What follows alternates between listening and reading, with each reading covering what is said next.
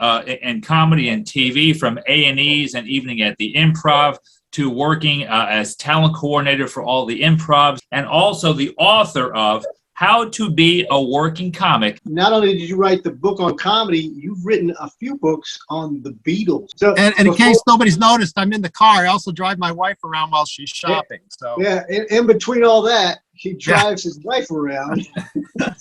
He's an Uber driver.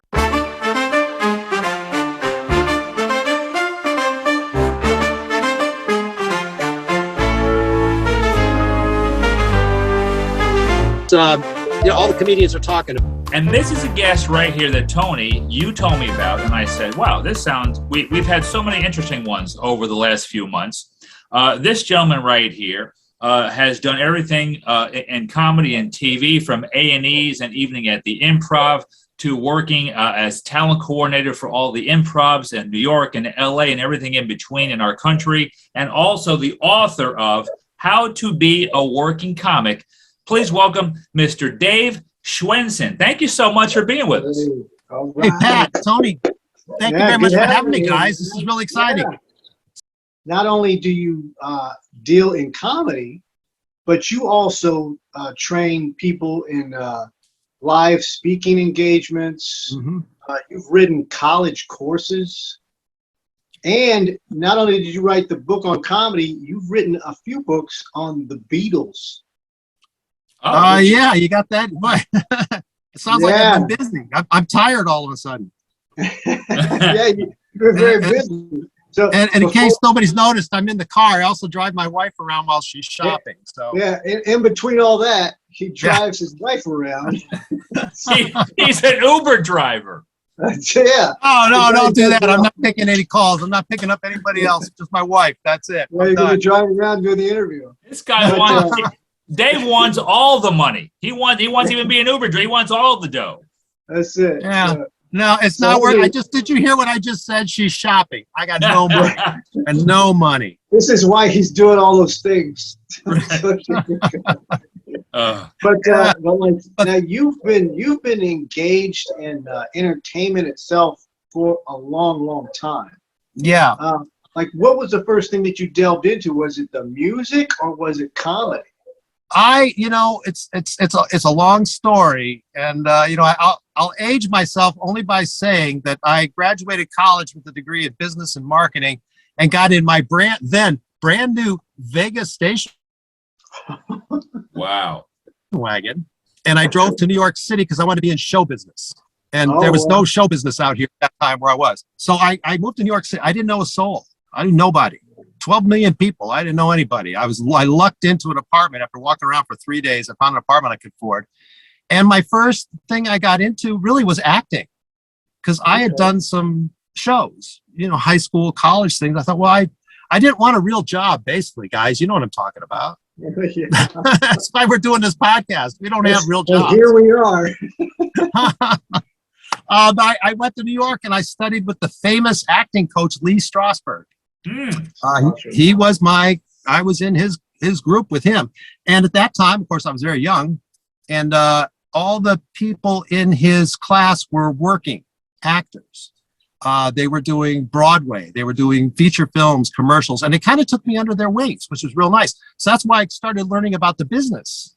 Because again, my books in comedy, How to Be a Working Comic, my other books, I consider them to be business books. It's not like how to write a joke. That's another thing I wanted to get into, because I see now as a comedian, I've been doing this over 20 years myself, and the biggest thing when people would talk to you about, you talk to other comics back then, it's like, don't take acting class, don't take comedy classes, because it's just a scam. You're not going to learn anything, blah blah blah. And for a lot of that, it was true, because guys were just trying to get over, hey, here's how you write a joke. But you're presenting something that a lot of people don't really get that information until they've become a comic and they've learned through trial and error. But you're actually teaching people the business of comedy, not just how to be funny, not just trying to be funny. Can you get into that part as well? Yeah. I mean, because my career then took me behind the scenes. I mean, it's a long story, but when I wound up in Hollywood, I was Bud Friedman's assistant. Nobody's bigger in comedy than Bud. Wow. That's Improv, yeah. Yeah, and then the Hollywood Improv, and before that, I was the manager and talent booker for the New York Improv, the original one. And so and again, I always say I'm a behind the scenes guy.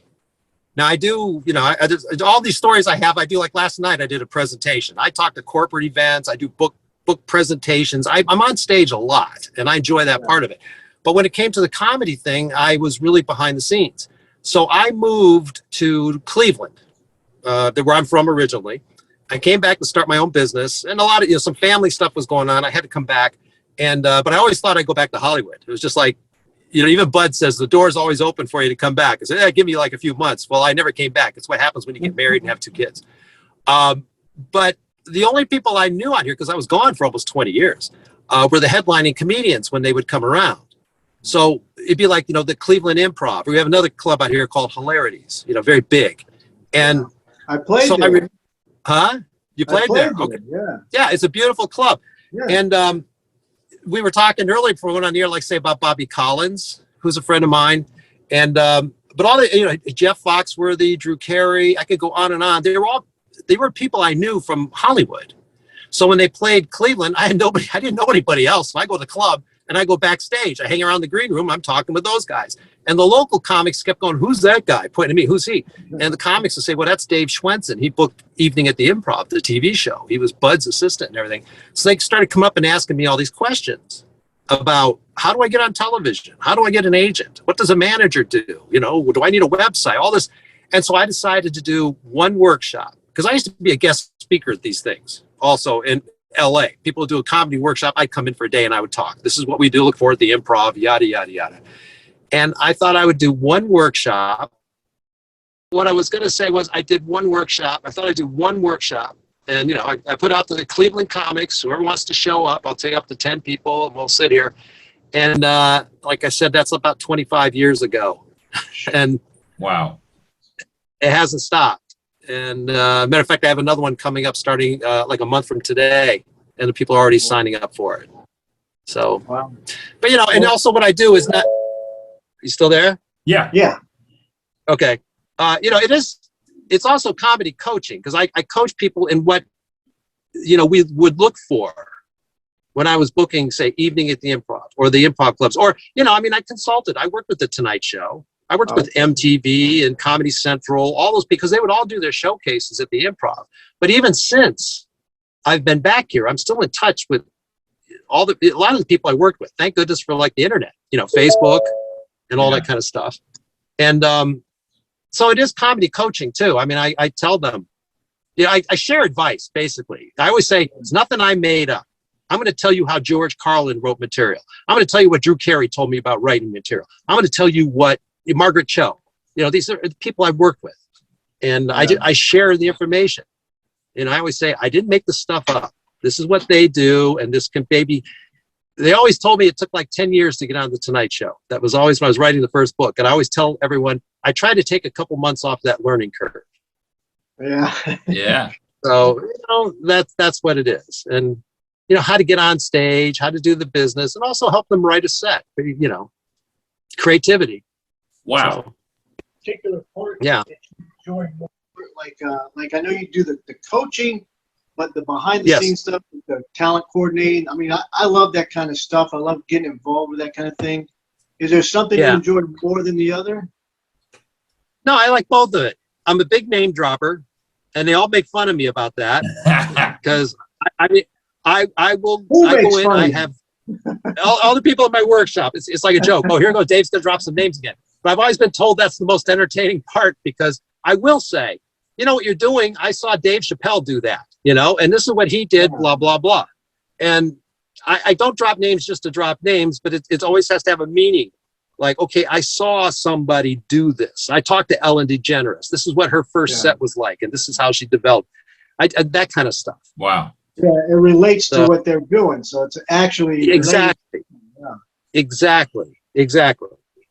So that even like and even like now when I talk to them about writing comedy, because right now on HBO, Judd Apatow has that George Carlin two-parter, In the Mind or whatever of George Carlin. I don't know if you're familiar with that, if you've seen that. Yeah. No. I watched just the first part. It's tremendous.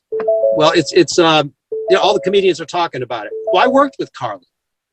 I worked with him in New York and Hollywood. And then even when I came back here to Cleveland, I got together with him.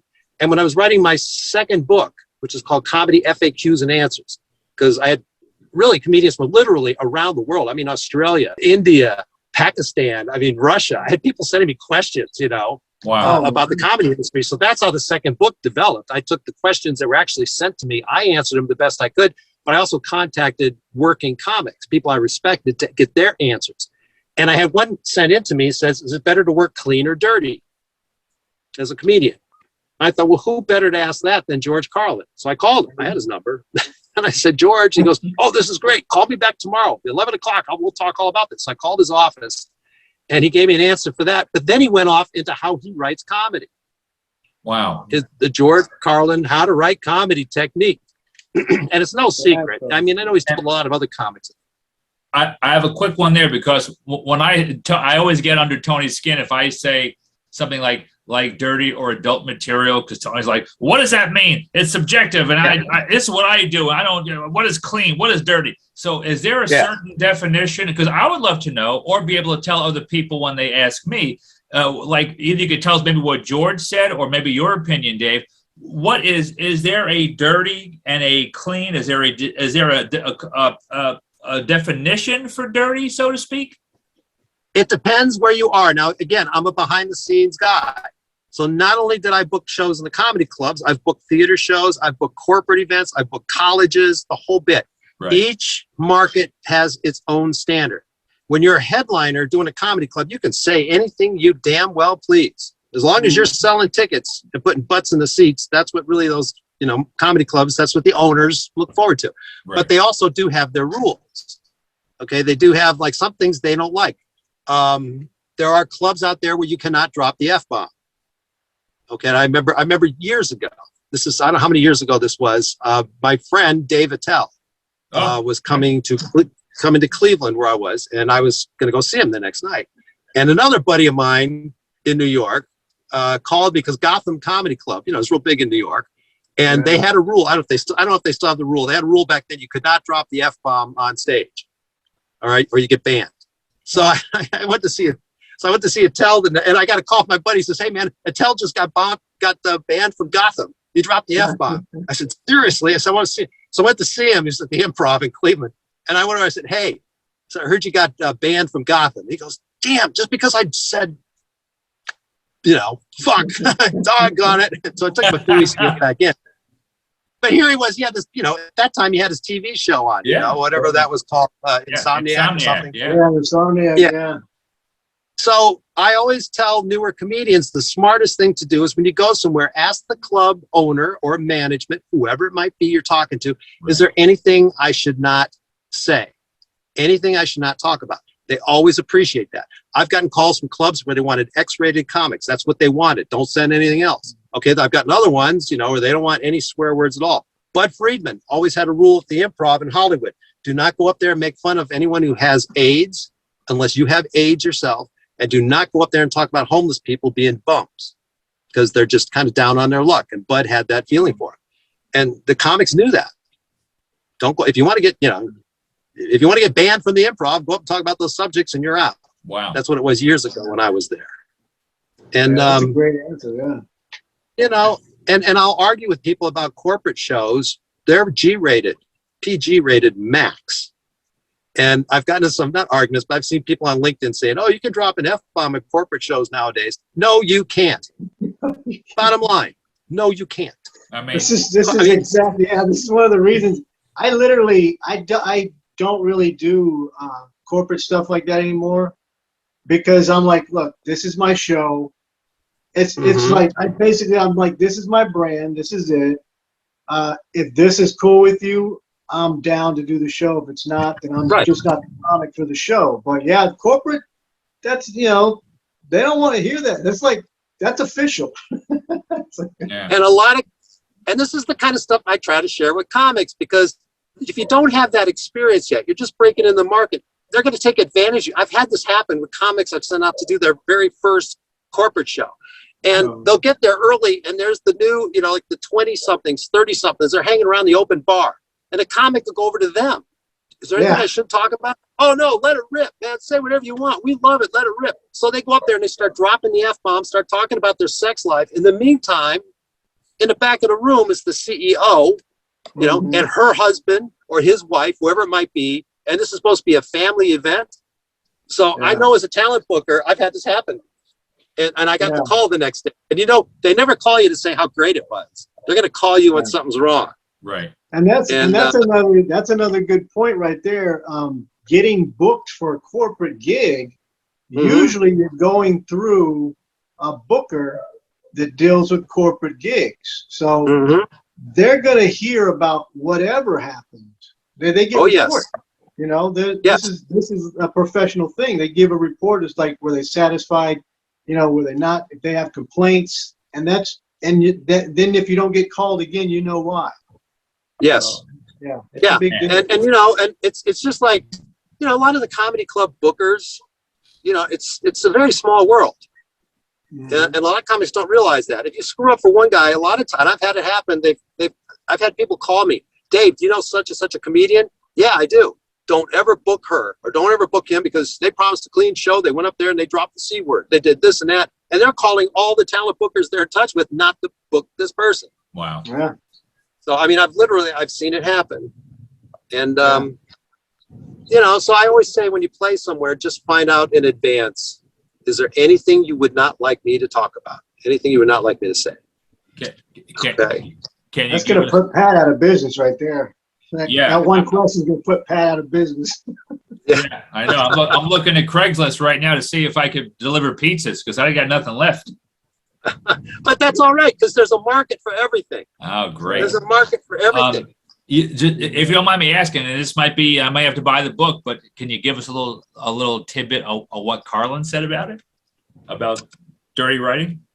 Well, I'm not, his whole writing technique. Yeah, I got to buy the book, and that one is in my book called "How to Be a Working Corporate Comedian." Okay. And but I do online workshops, and that's the main thing I recommend. Again, I don't believe there's not a formula for writing jokes. There are books out there how to write a joke. I tell people burn them. You don't want to be a clone of somebody else. This is creativity. You're a creative artist. Yeah. You're going to talk about. I used to hang around. At the New York City Improv. We used to laugh about this all the time. Because there was one comedian, I won't mention his name, he's a legend, I love the guy, but his whole thing was make every joke just 3 lines, an opener, a middle, and a punchline. Didn't matter who you were. And he would tell this to everybody, but I was working time like Ray Romano. Everybody loves Raymond. Wonderful storyteller. He couldn't do that. Larry David hung out with us every night. He couldn't do that. The only one who could, Rodney Dangerfield would come in a lot. And that was all his jokes, all 3 lines. Right. But you can't give that kind of structure, I guess, or, confine someone that way because everyone's got their own creativity. So the thing about George Carlin, I just kind of share what he told me to help someone if they're in like a writer's block or anything like that. Here's what Carlin did. Okay. But Carlin, when I talked to him, the guy's a legend. You can't put him in a box. You can't say he says this, he says that. But from my interactions with him and talking, he never considered himself to be a dirty act. He said the 7 words you can't say on television, but he was making fun of the language. He was not, graphically saying, this is how you do this or whatever kind of stuff. Yeah. He was talking about language. But he did tell me that a lot of times he used language to make sure he had the audience's attention. And I don't know the language you have on here, but I'll give you the example. The example he gave me on the phone was he's doing a bit. He's talking this and that. If he thinks the audience is nodding off, if he thinks they're not paying attention, he's going to drop a word in there and the word he used was pussy fart. That's the word he used when I talked to him. He'll say a word like that. And he said, it's like their heads have all hit a speed bump. Yeah. He said, it'll be like, boom.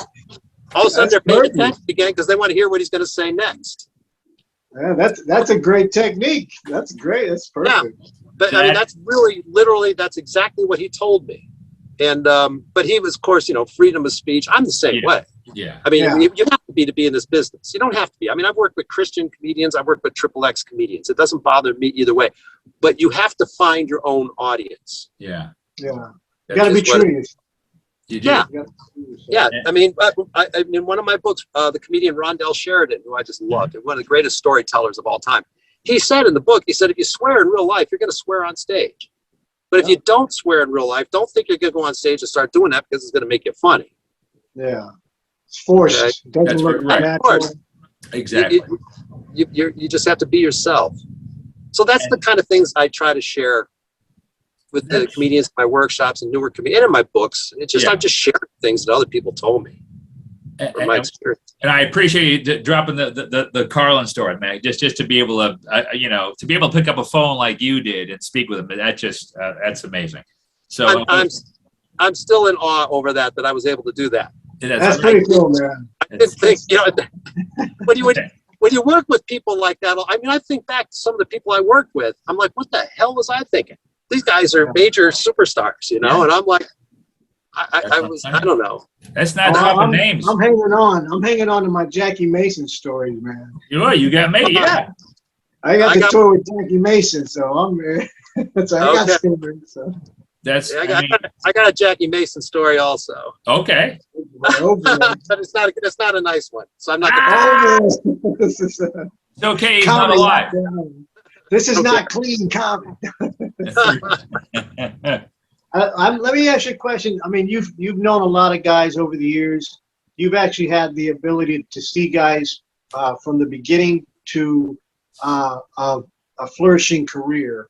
Yes. Have you met anybody that you know or that you've seen have done like a 360 or converted? Like they turned things around. Maybe they were going in the wrong directions and they pivoted and got back on track.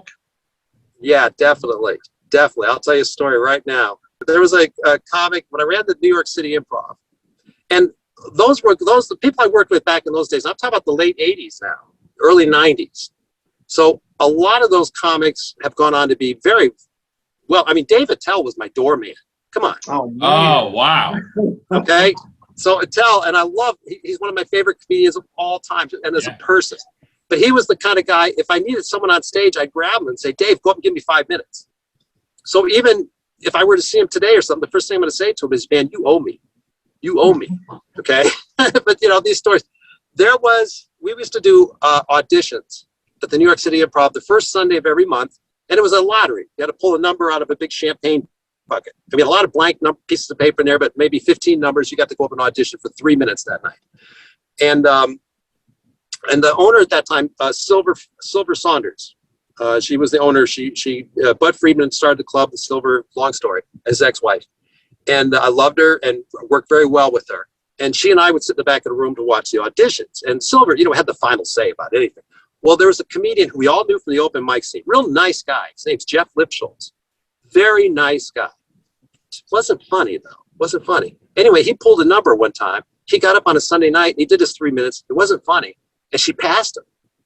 She passed him for the audition. And we're like, oh, man. And I'm the one giving out spots. I'm like, well, where am I going to fit him? He's not funny. I don't want to put him on a show. But he was a nice guy. Jeff, hey, man, good to see you, but I can't give you a spot tonight. I'm sorry. And we're all talking about this. And I remember one time Silver got in my book. We had the upcoming acts. And she'd go 2-3 weeks in advance. She would write his name in for a 7-minute set, on a Wednesday at 8 o'clock. And we're like, oh, man, Lipschultz going on. Okay. Anyway, a couple of years later, I'm out in Hollywood. Now I'm working for Bud. And I got an office next door to Bud's office, the Hollywood Improv. And I got a TV in there because I'm watching TV. And they were doing a Comedy Central roast. And they introduced the roast master general. And Jeffrey Ross comes walking out. That's Jeff Lipschultz. So I called my friend in New York City, another comic by the name of Chris Murphy, who does workshops in New York City. I called him up. I go, Jeffrey Ross? He goes, yeah. I said, what the hell happened? He goes, I don't know, man. He got funny. That is awesome. I mean, I'm telling you, he found his niche. He wasn't anything like that when we saw him in New York. He became this, the roast master. He's very funny. I'm a big Jeffrey Ross fan. I mean, he's great. But back in the early days, you got to think, Tony, when you were starting out, Pat, when you were starting out, you got to find your comedy voice, is what they call it. And it could take years to find that, who you are. Yeah. But if it clicks, you know, so that's one of my favorite stories about that stuff. That's a great story. Yeah, that's awesome. Yeah, that's pretty cool. That is really, and you're right. He's a very, very nice gentleman. I met him years ago out in LA. I was happy to. I was doing a radio junket. Tony knows the story. And it was the show was hosted by Godfrey. We had all these other great comedians. And as I was leaving, he was sitting by himself in a booth. And I said, "Hey, Mr. Ross, just want to say I'm a big fan." "Oh, what are you doing out here?" I said, "Oh, I'm doing a radio thing for the Jack Black movie." "Oh, really? Well, hope you have a good time. I hope you enjoy it." I mean, like, just so, like, I'm like, wow, are we friends? Like, he was so ingratiating. It was amazing. Oh yeah, no, he was a real nice guy. We all liked him. We just didn't think he was funny. And he proved us all wrong. I'll tell you what, that's what you want to see. Yeah. You want to see, I mean, you know, in my career, even like with the workshops I do now, I follow a lot of my workshop people. They call them graduates. I don't feel anyone's a graduate. You know, I work with people. I'm a coach. And then I like to follow the ones that are actually continuing their careers and doing things. And then I bring them back to headline my shows at the Improv. That's cool. Okay, I'm doing it right now with the comic coming up. I mean, he just did his first. Is there anybody that's coming up right now that you could shout out? Give us a shout out so we can look out for them. You know, I mean, they're still kind of like Quint Patterson, someone. He does a lot of cruise ships. Dan Brown just did his first Drive Art comedy special. He's coming back and headlining my show next month. Okay. You know, there's a lot out there working. I'm not gonna say they're you know, names. They're not Jerry Seinfeld yet. Right. Yeah, they're just coming up. Yeah, that's good though. We want to get record of them. So hey, listen, he predicted this guy. I always feel good when they quit their day jobs. They're making a living as comedians. Exactly. Quite a few I've worked with are doing that. They're on cruise ships or they're doing the college. You know, there's different markets too. Comics have to understand the different markets. Comedy clubs are the low rung on the ladder as far as I'm concerned. You know, as far as money goes, and you know, how it works. Right. You get on a corporate gigs, cruise ship, colleges. You know, bam. And especially cruise ships. And it's great to see my friends here in Florida and in California, man, getting out there Northeast, getting back on the cruise ships. I love seeing that. We got about a couple of minutes left. And I want to make sure, Tony, that Dave has plenty of time to plug his stuff. I just want to end up, at least for me, real quick, one last question for me. I'm going to make it brief. It's going to be a very open-ended, kind of just a vanilla question. But Dave, do you think, can anyone become a stand-up comedian? I'm not even going to say successful. Can anyone do comedy? I'm going to say no. I mean, it's like trying to become a dancer. I can't dance. Okay. I got a cousin who's a rockette at Radio City Music Hall. Believe me, she can dance. I got none of that. But there are ways. I mean, people dream of getting up on stage and just doing it once. I get a lot of people that have this as a bucket list. Right. They want to get up on stage at the Improv or someplace else and do a comedy set just so they can brag about it. They've done it. I've had people jump out of airplanes, parachuting, before they'll take my workshop because they're more afraid of going on stage and bombing than jump out of an airplane. You know, I can coach someone. I'm not going to say they're a professional comedian, but you know what I'm saying. They can write some material they want to talk about. But, you know, I also work like with humor speakers, Toastmasters, people like that want to just add humor to their speaking things. Yeah. So can anyone become a stand-up comic? You know, it takes talent. It's like it's becoming a rock star. You know, can you play the guitar? Can you fake it? You know. And Dave, we got to wrap it. I just want to get people, first off, the author of the book, How to Be a Working Comic. It's on Amazon, correct? Yeah, it's on Amazon. And the follow-up is called Comedy FAQs and Answers, How the Stand-Up Biz Really Works. That's the one where I really ask the question of all the comics.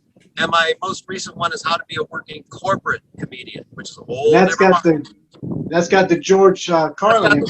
I call it the best comedy writing advice ever. Dude, and I mean that. So smash that subscribe button